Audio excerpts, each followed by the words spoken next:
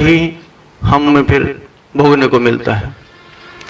जो आदमी सदा आदर करता है, मान करता है, सम्मान करता है प्रकृति और परमात्मा का, जिसमें जीव है उन सब का, एक दूसरे का, जो जागा हुआ है वो सम्मान करता है, मान करता है, लेकिन जो सोया हुआ है वो नहीं मालूम किसको लात मारे, किसको क्या करे, वो अपनी बेसुधी में ऊट पटांग बोलेगा, गलत बोलेगा, लेकिन उसको फिर सभी कुछ तो रिकॉर्डेड है प्रकृति के माध्यम से, कोई यंत्र नहीं, लेकिन प्रकृति उसको कैच करती है। लेकिन बेसुधी में भी उसने कोई कार्य किया है, माफी के लायक तो वो भी नहीं होता, क्योंकि प्रकृति और परमात्मा ने जागने के लिए कहा है, लेकिन न जागना हमारी गलती है, प्रकृति की गलती नहीं है। जाग के कर्म करने से आपका भाग्य, आपका सौभाग्य बढ़ता है। हम सोए रहते हैं, हम कहते हैं पता ही नहीं, हम कहते पता ही नहीं, लेकिन परम है, लेकिन गुरु भी है। जिसने गुरु का ज्ञान लिया उसको पता रहता है क्या सच्चाई है, क्या अच्छाई है, सत्य की राह क्या है। सत्य की राह आपके आकाश में है, सफर कहाँ है, मंजिल क्या है, ये आपके लिए बड़ी उचित बात है समझने की, सोचने की। वहां भी आपको दृष्टा बनना है। आपका सफर अपने आप हो रहा है, समय कभी रुकता नहीं, सफर भी आपका चल रहा है, समय के अनुसार चलता है। आप सफर नहीं कर सकते भौतिकता में। इस 5 तत्वों के शरीर को आप यहाँ से वहाँ ले जा सकते, वहाँ से यहाँ ले जा सकते, इसको आप सफर नहीं कह सकते। सफर एक जन्म का है, एक जीवन का सफर है, जो समय दिन और रात बन के बीत रहे हैं, आपके पास से गुजर रहे हैं, और आपका जो बची हुई आयु वो छोटी हो रही है, तो वो सफर है। सफर आप गाड़ी में बैठ के सफर करते हैं, वो सफर नहीं है, वो तो आपको यहाँ से वहाँ जाने का एक साधन है। लेकिन सफर तो वो है जो आपका समय दिन रात पांव लगा के आगे की तरफ सरकता चला जाता है, आपके पास से जो आपका समय बचा हुआ उसको छोटा करता जाता है, वो सफर है। आप इस सफर में कहाँ तक पहुँचेंगे ये मर्जी आपकी होगी, निर्धारित आपको करना है। सुबह जब इंसान चलता है तो अपने सब कार्यों पे अवलोकन करता है और कहता है मुझे ये कार्य करने हैं, मुझे वहाँ जाना, और वहाँ से वहाँ, वहाँ से वहाँ, वहाँ से वहाँ जाना है। लेकिन ये चेतना चलो भौतिकता की है, अध्यात्म की चेतना नहीं। अध्यात्म में आपको ज्ञान नहीं, लेकिन आत्मा का साक्षात्कार जिस दिन कर लेंगे, आत्मा का साक्षात्कार जिस दिन कर लेंगे, स्वयं की आत्मा या गुरु की आत्मा, स्वयं की आत्मा या गुरु की आत्मा, गुरु है तो आपकी स्वयं की आत्मा का अवलोकन कराएंगे अवश्य। अगर गुरु सत्य है, भौतिकता में गुरु है तो भौतिकता की बात भी वो बता सकते हैं, लेकिन गुरु अगर सत्य है, सही है, तो वो अध्यात्म की बात करेंगे, वो आत्म चेतना की बात करेंगे, आत्म बोध की बात करेंगे, आपको ज्ञान की बात बताएंगे गुरु। इसीलिए गुरु का होना, बड़े बड़े राजा, बड़े बड़े महाराजा, बड़े बड़े संत, साधु, तपस्वी बिना गुरु के आज तक एक ही सफल हुए हैं, महात्मा बुद्ध। महात्मा नाम दिया है। भगवान के अवतारों में वो ज्ञानवान, श्रेष्ठ ज्ञानवान, भगवान के अवतारों में वो भी एक है। भगवान ने अवतार लिया था, महात्मा बुद्ध के रूप में भी अवतारित हुए थे। बिना गुरु के एक ही सफल हुए हैं, बाकी गुरु बिन नहीं सफलता। गुरु ज्ञान दे, गुरु समझाए 5 तत्व से क्या करना है, 5 भूत का क्या करना है, हर पर टोका टोकी करे, इसीलिए गुरु का होना जरूरी है। लेकिन हमें तो तुरंत चाहिए, आज बीज बोया, आज इसका फूल भी और फल भी चाहिए। बहुत सारे लोग नहीं कर सकते। आज के न तो गुरु है न शिष्य, आज में न गुरु हो न शिष्य। पुराने समय में होते थे गुरु, एक गुरु महान बनाते थे, उसको तपाते थे। गुरु के पास शिष्य आया, मुझे आपकी शरण चाहिए, ठीक है रह जा। 10 साल हो गए, 12 साल हो गए, लेकिन कुछ भी पता नहीं। लेकिन रहते रहते गुरु ने कहा एक दिन दोपहर में, ये सामान ले और फलाने साधु की कुटिया में जा और देख आ। लेकिन भरी दोपहरी तपती धरती, तपता रेत, शिष्य करे तो क्या करे। लेकिन ये दूसरे की जो 10 कोस दूर है, उसकी साधु की कुटिया में सामान दे के आना है और फिर आके गुरु का भोजन भी पकाना है। अब गुरु ने बोल दिया बड़ी दोपहरी में, बहुत गर्मी में, लेकिन शिष्य अगर पक्का और सच्चा है तो उसको जाना पड़ेगा। गया, दे के आया, फिर गुरु ने लताड़ लगाई, इतनी देर से आया है, मैं भूखा हूं। आते ही रसोई में जाके देखता है गुरु ने सब कुछ बिखरा दिया है। आते ही माथा ठनकेगा, गुस्सा होगा, लेकिन शिष्य गुस्से की बजाय अपने गुस्से को शांत कर गया और सारी रसोई को संचालित किया, उसको संभाला, उसकी नियंत्रित किया। उसके बाद गुरु के लिए भोजन बनाया। अब गुरु के लिए भोजन परोस के ले गया तो फिर गुरु ने क्या किया, थाली ऐसे ही उसके सर में दे मारी। ये कच्ची कच्ची रोटी लाता है, मुझे मारना चाहता है। लेकिन फिर भी शिष्य ने गुरु के पांव पकड़े, गुरु अब की बार माफ करो, मैं आपके लिए पका के लाता हूं। जो इतना तपते हैं, गुरु के पास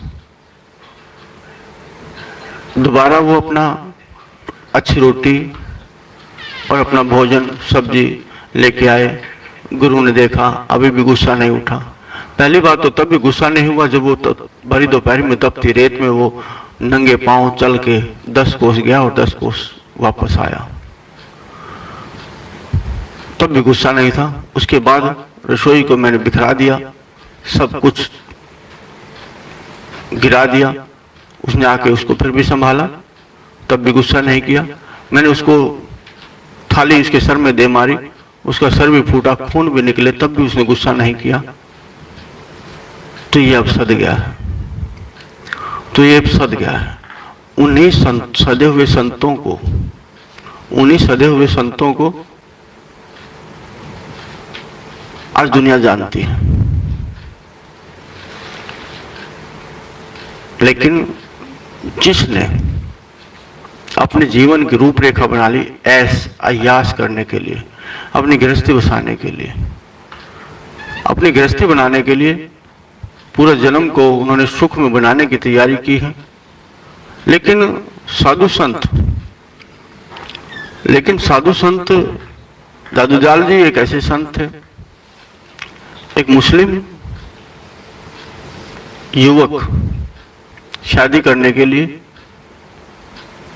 घोड़े पे चढ़ के, शेरा बांध के, बरातियों के लेके ससुर के दरवाजे पे पहुंच चुका था। ससुर के दरवाजे पहुंच गया था। दादू दयाल बड़े संत थे। मुस्लिम युवक का नाम रिजब था। पहले कभी मुलाकात भी नहीं हुई थी।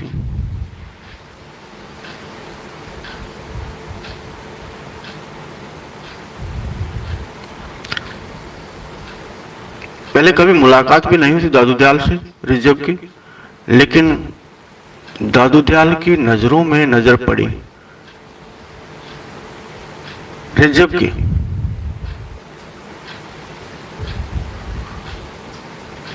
रिजब की नजर पड़ी, एकदम से मोहित हो गया। और दादू दयाल कहते रहे, रिजब तूने किया गजब, आए थे हरि भजन को, अब ये क्या किया। रिजब की जैसे भीतर के द्वार पट खुल गए, जैसे उसकी समझ में आ गया। जबकि अपने ससुर के अपने दरवाजे पे खड़ा है, दुल्हन सामने खड़ी है, लेकिन वहीं से उतर के और दादू दयाल के संग संग हो लिया। ऐसे संतों का नाम हुआ। बस इतनी बात में चमत्कार होता है, बस इतनी बात में चमत्कार होता है, क्योंकि वो संस्कार उसके भीतर पहले से है। वो चाहता है लेकिन फिर भी माया में फंसता है, फिर भी माया में फंसता है, मोह में फंसता है। मोह में फंसा हुआ इंसान लाचार और मजबूर होता है, पीछे पीछे चलता है, चाहे वो परिवार हो चाहे कोई भी दुनियादारी, मोह माया में फंसता है। लेकिन मोह माया में ना फंसे इसके लिए उसको मोह माया से दूर होना पड़ता है। लेकिन मोह माया से दूर कैसे हो सकता है? दृष्टा बन के, कर्ता बन के कभी भी कोई सफल नहीं हुआ। दृष्टा बन के, दृष्टा समय चल रहा है, समय को देखते हुए चले। आपके बुद्धि में एक विचार आया और उसको आपने स्वरूप दे दिया, लेकिन वो अच्छा विचार है या गलत विचार है आपने कभी देखा नहीं, कभी समझा नहीं। लेकिन विचार आए और जाएं, सही विचार को आप पकड़ें तो मजे की बात है। अगर आप ज्ञानवान हैं, आप समझदार हैं, आपके हित में, आपके परम के हित में, प्रकृति के हित में है तो विचार पकड़ें, नहीं तो विचार को जाने दें। दृष्टा बन के देखते रहें। लहरों में बैठते हैं, जल के किनारे, दरिया के किनारे बैठा है, जल बहता ही रहता है, जल बहता ही रहता है। जब उसके काम की कोई चीज आए तो पकड़ ले, जब उसके काम की कोई चीज आए तो पकड़ ले। लेकिन हमारी आदत है, जिस जल को हम पीते हैं उसी में खड़े होके उसको पीते हैं। पहले गंदा करते हैं उसको, और फिर उसके बाद हम उस जल को ही पीने के लिए बाध्य हैं, जो स्वस्थ है, जो स्वस्थ नहीं दे सकता। जिस जल को हमने पीना है, जिस जल को इस्तेमाल करना है, उसी जल में पहले उसको कीचड़ उठाएंगे, उसके भीतर घूमेंगे फिरेंगे और फिर कहेंगे क्या जिंदगी है, कुछ भी नहीं, बेकार है। अरे हम ही ने बेकार बनाया है, कोई और उसके लिए बाध्य थोड़ी है। न किसी और ने बेकार उसको बनाया, हमने ही बेकार बनाया। अपने स्वास्थ्य को, अपनी समझ को, अपनी सोच को किसने गलत किया है? हमने गलत किया है। और फिर कहते हैं बहुत बेकार जिंदगी है। क्या जिंदगी है? कुछ भी नहीं, बेकार हम बनाते हैं, फिर दोष औरों को देते हैं, दोष औरों को देते हैं। तो औरों को दोष देना ना देना वो आपकी मर्जी। मैं आपको ये नहीं कहूँगा कि किसी को दोष देना नहीं चाहिए, वो आपकी समझदारी है। लेकिन जब तक आप दृष्टा नहीं बनेंगे, जब तक आप कर्ता बनते रहेंगे, 10 आदमी जाते हैं आपके मन का, अगर कोई देखना है आपको तो सबको देखेंगे, सब आपके सामने से गुजरेंगे, जो आपके मन का उसी को आवाज देंगे, इधर आ जाओ, तेरे से काम है। 10 के 10 तो नहीं आप उनको समाहित कर सकते, उनको 10 के 10 सीट को तो आप नहीं बिठा सकते हर पल अपने पास। 10 से तो कोई काम नहीं है आपका, नहीं। लेकिन काम जिससे है, जो अच्छा है, जो सही है, उसको आप पुकारेंगे। जो ईमानदार है, जो वफादार है, उसको आप पुकारेंगे, सही अच्छा, उसको आप पुकार लेंगे, सही अच्छा। तो बहुत सारी बातें आपके भीतर आती हैं और आप उन बातों से दुखी रहते हैं। आपकी बुद्धि में बहुत सारे विचार आते हैं और आप दुखी रहते हैं, चलते ही रहते हैं, आप गहराई में जाते ही रहते हैं, गहराई में जाते ही रहते हैं, आप छिल के उतारते ही रहते हैं। लेकिन आप छिल के ना उतारें, क्या जरूरत पड़ी है आपको किसी बात की गहराई में जाने की? आपको जरूरत क्या पड़ी है? आप बैठे रहे ऊपर, देखते रहे, जो आपके लिए लाभ की बात है, अच्छी बात, प्रकृति और परमात्मा के मिलन की बात, आप उस विचार को ले लें, अन्यथा जाने दें, अपने सामने से गुजरने दें, अपने सामने से गुजरने दें। हम देखते हैं सामने वाले कोई आदमी दुखी है तो आप भी दुखी हो जाते हैं। कोई भावना, भावुकता नहीं चलती। अगर सामने वाले ने अच्छे कर्म किए होते तो सुखी रहता, अगर उसने गलत कर्म किए तो दुखी है। लेकिन आप क्यों दुखी हैं? बेकार की बात है, आप क्यों दुखी है? सामने वाले ने गलत कर्म किया है तो दुखी है, लेकिन आप उसको देख के दुखी हैं। ऐसा होना चाहिए? नहीं होना चाहिए, ऐसा नहीं होना चाहिए। आपको सिर्फ अपने कर्मों पे ध्यान देना चाहिए। आपको सिर्फ अपने कर्मों पे ध्यान देना चाहिए कि मैं कैसे कर्म करूं जिससे मैं सुखी रहूं। लेकिन नहीं, हम दुनियादारी में ही अपने अक्स को देखते हैं, अपने भीतर अपने अक्स को नहीं देखते। जिस दिन आप अपने भीतर अपने अक्स को देखना शुरू कर देंगे, अपने भीतर चलते विचारों को आप देखना शुरू कर देंगे, अपने मन को समझ लेंगे, कहाँ मेरा मन है, कहाँ लगा है, मैं उसको ठीक जगह पे लगाऊं, मैं सच्चाई की राह पे उसको लगाऊं। बेशक मेरा कुछ भी छूट जाए, मेरा कुछ भी लूट जाए, मेरा खत्म हो जाए सब कुछ, लेकिन अपने मन को सही दिशा में लगाना मेरा कर्म है। बहुत सारे लोगों में पहचान, आपका यश, बहुत सारा धन, भूमि के टुकड़े, ये बेकार की चीजें हैं जिनके पीछे आप लगे हुए हैं, जिनके पीछे आप लगे हुए हैं। इस दुनिया में कोई आप पर नाम लेने वाला नहीं होगा। तीसरी पीढ़ी और चौथी पीढ़ी में आपको कोई नाम लेने वाला नहीं होगा कि मेरे दादा फलाने दादा ने, कोई नाम नहीं जानेगा आपका। धन संपत्ति इतना बड़ा था, इतना विशाल था, इतना सब कुछ अपने आप को भूल के कंजूसी करके इतना कुछ करके गया, कितने अत्याचार किसी पे किए, इकट्ठा किया, किसी का छीना, किसी का लूटा, किसी का झपटा। कोई आपको कुछ नहीं कहेगा, लेकिन वो पाप कमाई आपके खाते में ही रहेगी। वो पाप की कमाई आपके खाते में ही रहेगी। मर्जी आपकी पाप कमाई करनी है या पुण्य कमाई करनी है। पुण्य कमाई क्या है? पुण्य कमाई क्या है? साधु के पास एक राजा आया। साधु बड़ा प्रतिष्ठा, साधु की बड़ी प्रतिष्ठा थी, बड़ा ज्ञानवान था। बहुत सारे लोग उनके पास भीड़ जमा हुई थी, अच्छा ज्ञान, शुद्ध ज्ञान, सही राह देने वाले। राजा भी उनके पास आया, महाराज के चरणों में सर झुकाया। महाराज, मेरे पास इतना समय तो नहीं, राजकाज का बहुत कार्य मेरे कंधों पे है और मैं नहीं ज्यादा देर बैठ सकता हूं, लेकिन मुझे भी ज्ञान दो। मैं क्या करूं? साधु महाराज ने कहा, राजा ने कहा, मैं कैसे सुख पाऊं? मैं कैसे सुखी हूं? मैं हमेशा दुखी रहता हूं। औरों के दुखों को देखते हुए, औरों की इच्छाओं को पूरे करते करते मैं दुखी रहता हूं। मुझे सुख की राह दिखाएं। साधु ने कहा राजा से, या तो सुख की राह तब होती या तो जन्म ही नहीं लेना था, या तो आपको जन्म नहीं लेना था और जन्म ले लिया तो अभी मर जा। अगर जन्म ले लिया है तो अभी मर जा।